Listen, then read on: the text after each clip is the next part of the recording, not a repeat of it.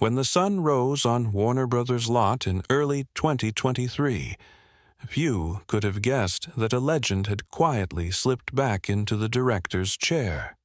Clint Eastwood, 93 years old, soft-spoken yet steel-eyed, was beginning production on what could very well be his final film, Juror Number 2. Dear listeners, before we move forward, please subscribe my channel to 1000 Figure. There was no red carpet, no media frenzy, no dramatic declarations. Just a simple director's chair with Eastwood stitched on the back, placed under the California sun beside the soundstage.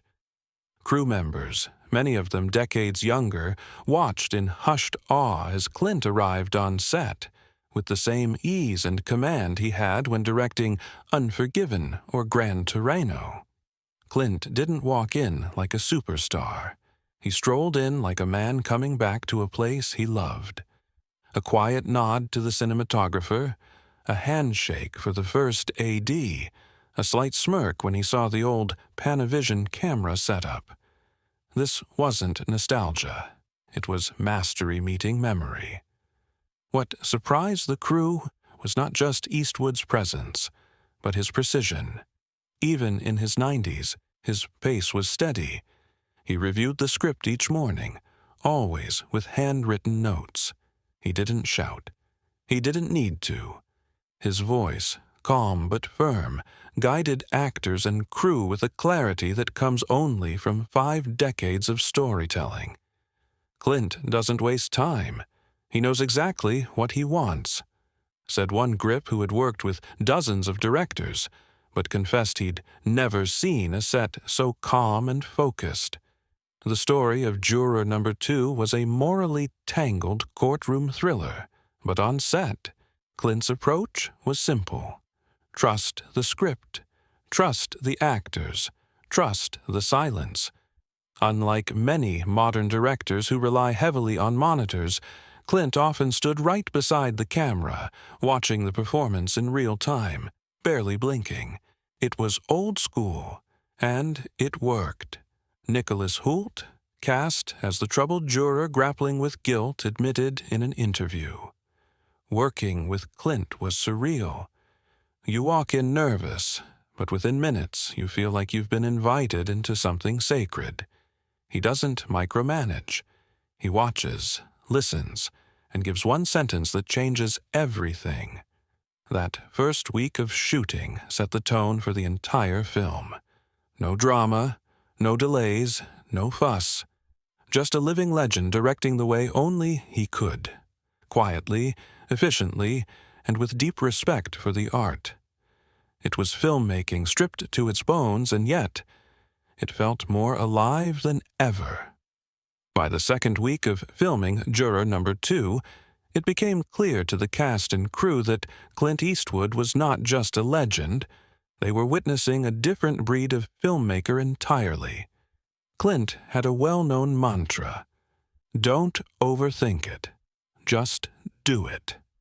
This approach played out in every corner of the set. Unlike directors who demand dozens of takes, Clint rarely went past 2. Sometimes even 1 was enough. There was a particular courtroom scene early in the film, a tense exchange between Nicholas Hoult's character, Justin Kemp, and the defense attorney played by Toni Collette. The dialogue was sharp, emotionally heavy, and the camera movements were tightly choreographed. The crew expected multiple takes. Clint let the scene roll once, then he walked onto the set. He looked at Hoult.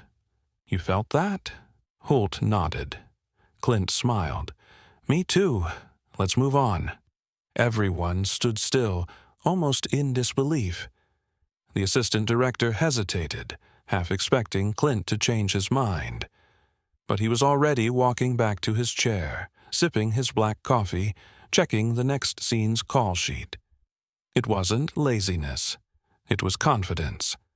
Eastwood's longtime cinematographer, Stephen Campanelli, explained it best. Clint believes if you rehearse too much or shoot too many takes, The actors start acting instead of being. He wants authenticity, not performance. This minimalist style created a ripple effect on set. Everyone paid closer attention. Actors came prepared. Crew members moved more efficiently. There was no cushion for laziness. Clint's silence was louder than most directors' yelling, but the magic wasn't just in his restraint. It was in the moments between takes. Clint would walk over to an actor, lean in slightly, and say something as simple as, "Let it simmer," or "Don't push, trust the moment." And somehow, that single phrase unlocked a better performance in the next take. Even new cast members felt the gravity of his words. Zoe Deutsch, who played a supporting role in the film, shared her experience during a break. He told me, "Don't think about what the character's feeling, just feel it." That line changed the way I approached every scene after. There was no ego on set, no special trailers, no big entourage. Clint would eat lunch with the crew under the same tent, cracking quiet jokes or listening to others. His humility grounded the production, and everyone, from interns to producers, felt it. Juror number 2 was a tense, internal film. But behind the camera, Clint's calm created an atmosphere of trust.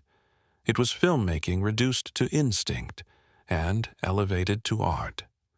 As the days passed on set, something else became undeniably clear about Clint Eastwood. He was a master of visual storytelling.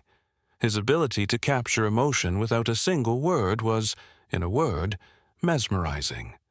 Juror number 2 was a courtroom drama at its heart, but Clint's direction transcended the usual genre cliches.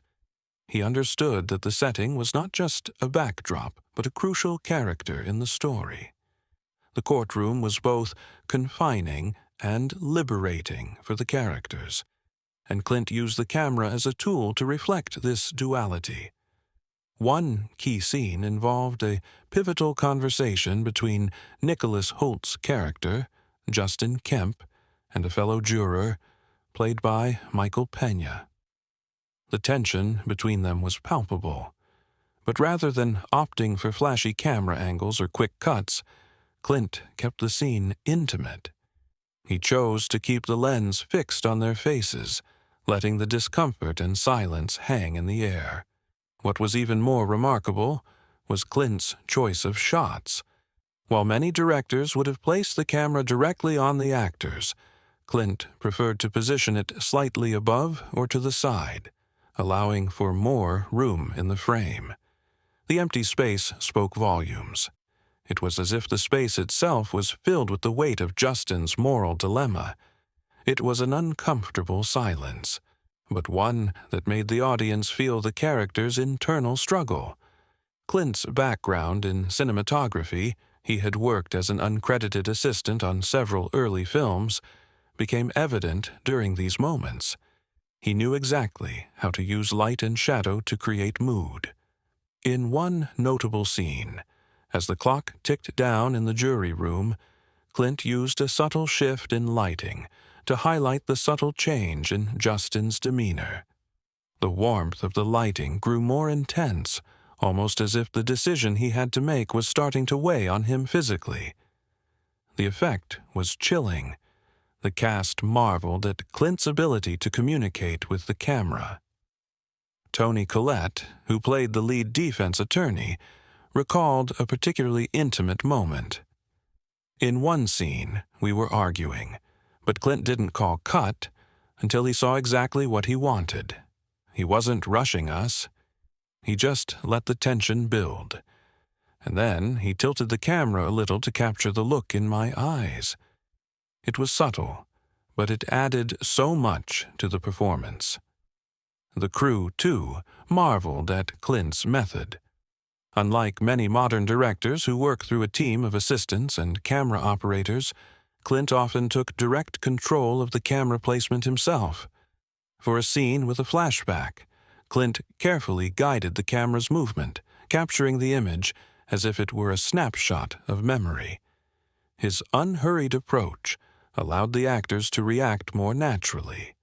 There was no pressure to rush the scene, and it allowed Clint to truly savor the rawness of each moment. Stephen Campanelli, Eastwood's trusted cinematographer, explained, "Clint always told me, the camera doesn't need to be flashy. It needs to be invisible. Let the actors tell the story. The camera should only reveal what needs to be seen." It was a philosophy that seemed simple enough, but on a practical level it made Juror number 2 feel as though the audience was observing a real event, not watching a movie. The characters were alive, and Clint's approach made you feel as if you were right there with them, experiencing their struggles firsthand. As filming for Juror number 2 continued, Clint Eastwood's quiet leadership became the backbone of the production. While his style as a director was hands-off in many ways, his ability to lead and command respect was unmistakable. On set, Clint didn't need to raise his voice or give lengthy speeches. His presence alone was enough. In fact, Clint's way of guiding the cast and crew was rooted in simplicity and trust, principles he had honed over a career spanning decades. This was not a director who sought to dominate the set. Instead, he created an environment where everyone felt responsible for the film's success. It was evident during the critical scenes of the film, particularly the tense moments in the jury room. In one of the most intense sequences, the jurors are locked in a heated debate, each grappling with the evidence and their own personal biases. The scene was emotionally charged, but it was also a test of patience and precision. The actors needed to stay in character, fully immersed in the tension, and Clint knew how to keep them there. Toni Collette shared, "Clint doesn't need to direct you much. He'll give you a look, and you know exactly what he wants. It's like he has this quiet power that makes you feel like you need to give your best for him." This ability to inspire respect and commitment without saying much is what made Clint stand out. He trusted his actors, he trusted his crew, and, most importantly, he trusted his script. It wasn't that Clint was disengaged, far from it.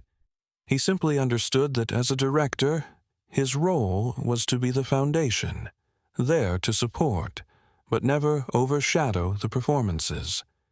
He allowed the actors the freedom to explore their characters, yet kept a firm hand on the overall tone and pacing of the film. The cast frequently spoke about Clint's deep understanding of the human condition, which made his direction so potent. Nicholas Hoult, playing Justin Kemp, found himself continually learning from Clint's subtle guidance. "He taught me how to hold back, to not over-emote," Hoult said. "It's a master class in subtlety. You'd think Clint would be all about the big dramatic moments, but instead, he's about the power of restraint." In the evenings, after shooting, Clint would often sit with the cast and crew, eating a simple dinner with them, chatting about everything but the film. It wasn't uncommon for Clint to ask the crew members about their experiences in the industry, making them feel valued. His genuine interest in people made him a leader, not through authority, but through respect. That connection, however quiet, resonated deeply. It was this connection that allowed the production to flow smoothly, even under the pressure of time and budgets. Clint's quiet leadership was the reason Juror number 2 had an almost meditative atmosphere on set. As the final days of filming Juror number 2 approached, there was a sense of inevitability in the air. The crew knew they were witnessing something extraordinary, not just because of the film itself, but because of the man behind the camera. Clint Eastwood had yet again delivered a film that was both timeless and timely, a film that carried his signature style, but also showed how he had grown as a director over the years. It was on the final day of shooting that Clint's brilliance as a storyteller shone brightest. The last scene was a quiet one, a final shot of Justin Kemp walking away from the courthouse, his fate uncertain, but his path clear. It was the culmination of all the moral tension and personal struggles that had built up over the course of the film. Clint didn't say much as the crew prepared. As usual, he had the shot planned to perfection, but instead of rushing through it, he took his time, letting the sun set slowly behind the courthouse as the camera rolled. The entire crew held their breath, knowing that this scene was the heartbeat of the film, and Clint wanted it to be perfect. "We'll do it once, and that's it," Clint said as he stood watching the scene unfold. "We don't need more than that." The actors, who had become used to Clint's minimalistic approach, gave their best performance yet. Hult, in particular, seemed to capture the very essence of his character's internal struggle, not with words, but with his movements, his hesitations, and the slight shift in his eyes. The camera captured it all, the silence, the weight, the decision that had haunted Justin throughout the film. And then, as the camera came to a stop, Clint turned to his crew and nodded. "That's a wrap," he said, with his usual calm smile. There was no fanfare, no shouting cut, no celebrations, just the quiet satisfaction of a job well done. It was as if Clint had known from the start that this would be his final film as a director. It wasn't a farewell. It was the culmination of a career that had spanned over 50 years, a career in which Clint had shaped the landscape of modern cinema. As the cast and crew gathered for their final moments together, Clint shared a few words. He didn't talk about the film. He didn't even talk about the actors. He simply said, "We've made something good here. You've done good work. Thank you." And with that, he walked away, as quietly as he had arrived. But the impact of his direction would remain. Juror number 2 was a testament to Clint Eastwood's mastery, not just as an actor, but as a director who understood the power of restraint, of silence, and of trusting those around him to tell the story. The film, now complete, stood as a reminder that Clint Eastwood's legacy as a filmmaker would endure, not just in the films he had made, but in the way he had made them, with precision, respect, and a quiet authority that had shaped a generation of filmmakers. As the sun set over the Warner Brothers lot, Clint Eastwood left the set one final time. There was no grand exit, no dramatic applause, just a man, his work done, walking away into the horizon, leaving behind a legacy of stories that would live on forever.